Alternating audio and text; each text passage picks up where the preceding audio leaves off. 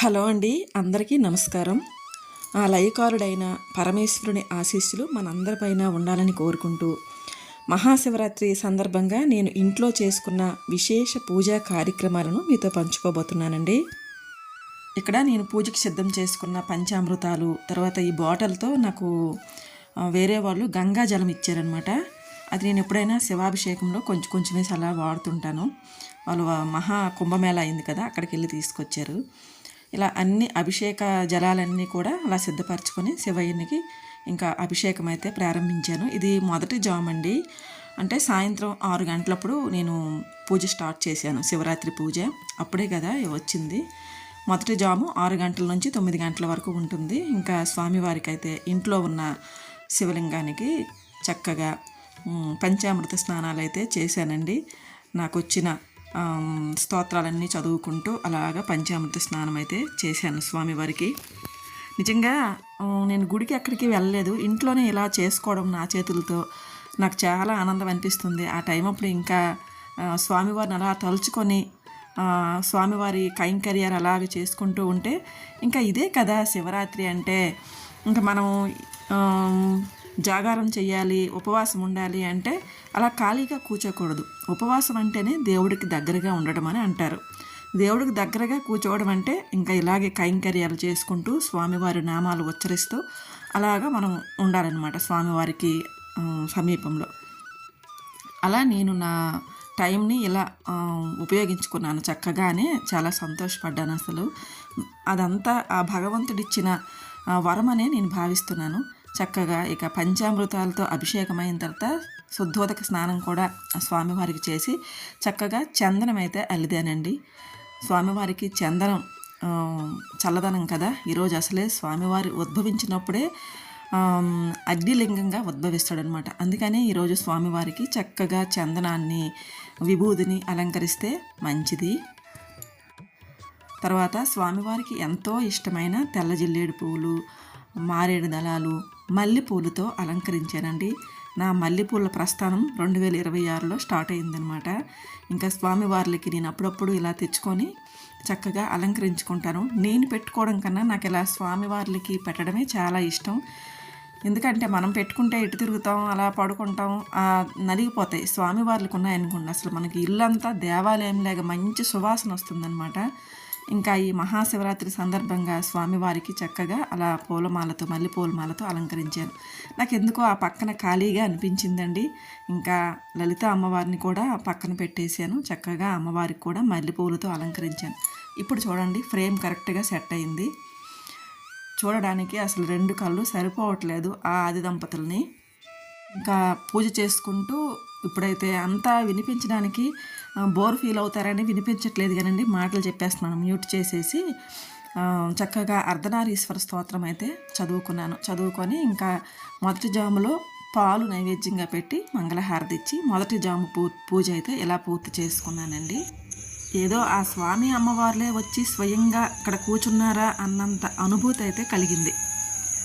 ఇలా శివరాత్రి రోజు ప్రదోష కాలంలో నా మొదటి జాము పూజ అయితే ఇలా పూర్తి చేసుకున్నానండి.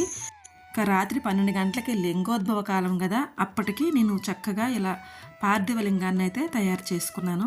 పార్థివలింగం కూడా ఏ పార్టుకు ఆ పార్టు కాకుండా చక్కగా అఖండ పార్థివలింగం అంటే ఒక్క మట్టి ముద్దనే ఇరవకుండా చేయకుండా అలాగా మలిచానమాట. చాలా చక్కగా వచ్చారు స్వామివారు అయితే. ఇంకా చాలా బాగుంది. ఈ స్వామివారికి కూడా రాత్రి 12 గంటలకి లింగోద్భవ కాల సమయంలో చక్కగా స్వామివారికి అయితే అభిషేకించుకున్నాను. ఇదిగోండి, ఫోన్లో రుద్ర నమక చమకాలు ఉంటాయి కదండి, అవి ప్లే చేసుకుంటూ నేనేమో మహామృత్యుంజయ స్తోత్రం చదువుకుంటూ స్వామివారికి అయితే ఇలా పంచామృత స్నానం అయితే చేశాను. శాస్త్రాల ప్రకారం మనం చేత్తో చేసిన మట్టి శివలింగాన్ని పార్థివలింగము అని అంటారు. అయితే శివరాత్రి రోజు ఈ పార్థివలింగాన్ని పూజించడం వల్ల అనేక జన్మల పాపాలు తొలగిపోతాయని అంటారు. ఎంతో నిష్ఠతో ఓం నమ శివాయ అని జపిస్తూ ఈ లింగాన్ని నేను స్వయంగా తయారు చేశాను. ఎవరైనా తయారు చేయాలనుకునేటప్పుడు అలా అది మనసులోకి బుర్రలోకి రానివ్వకుండా మనం ఎంతసేపు ఆ స్వామివారిని తలుచుకుంటూ శివలింగాన్ని తయారు చేయాలన్నమాట. నేనైతే అలా మట్టితో ఆ రూపాన్ని తయారు చేస్తున్నప్పుడు కలిగే ఆ అనుభూతిని నేను మాటల్లో చెప్పలేను.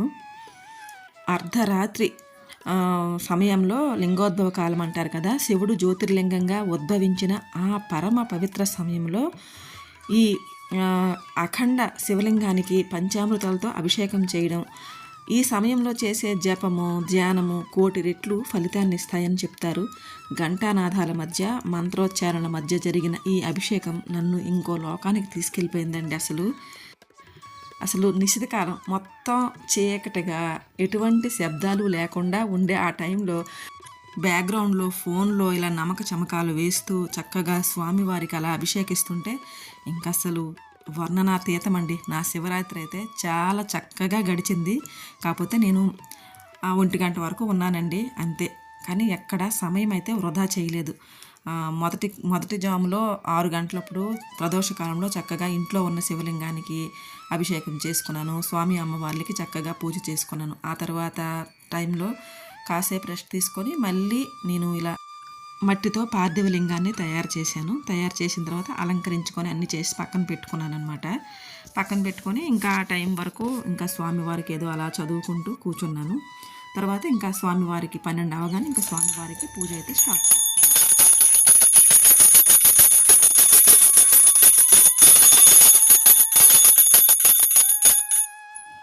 జన్మకో శివరాత్రి అంటారు. మానవ జన్మ లభించడమే గొప్ప విషయం. ఈ జన్మలో శివరాత్రి పర్వదినంలో శివుడిని స్మరించే భాగ్యం కలగడం ఇంకా విశేషం. అందుకే ఈ ఒక్క రాత్రిని మనం వదులుకోకూడదు. అసలు మనం శివరాత్రికి పూజ చేసేటప్పుడు ఇదే ఆఖరి శివరాత్రి అనుకొని పూజించాలటండి. వచ్చే ఏడాది చేద్దాంలే అన్న అశ్రద్ధ ఉండకూడదట. ఇదే నా జీవితంలో ఆఖరి శివరాత్రి, ఈరోజే నేను స్వామిని ప్రసన్నం చేసుకోవాలి అనే తపనతో చేసే పూజకే ఫలితం ఉంటుందట. ఈ ఒక్క రాత్రి మనం చేసే ఈ పూజలు భక్తి మన రాబోయే జన్మల రాతను కూడా మార్చగలదు. ఇవి నేను ఏవో కల్పించి చెప్పినవి కాదండి, ఇవన్నీ మన శాస్త్రాల్లో ఉన్నవే. ఈ పూజ శివరాత్రి తర్వాత రోజుది. ఈరోజు సోమవారం కదా, సోమవారం కూడా చక్కగా పూజా గదిలో స్వామి అమ్మవారిని పెట్టేసి చక్కగా ఇలా అలంకరించుకున్నానండి. ఐ హోప్ ఈ వీడియో మీకు నచ్చిందని అనుకుంటున్నాను. వీడియో నచ్చితే కనుక లైక్ చేయండి, షేర్ చేయండి, సబ్స్క్రైబ్ చేసుకోండి. ఇంకో మంచి వీడియోతో మళ్ళీ కలుద్దాం. అంతవరకు బాయ్ అండి.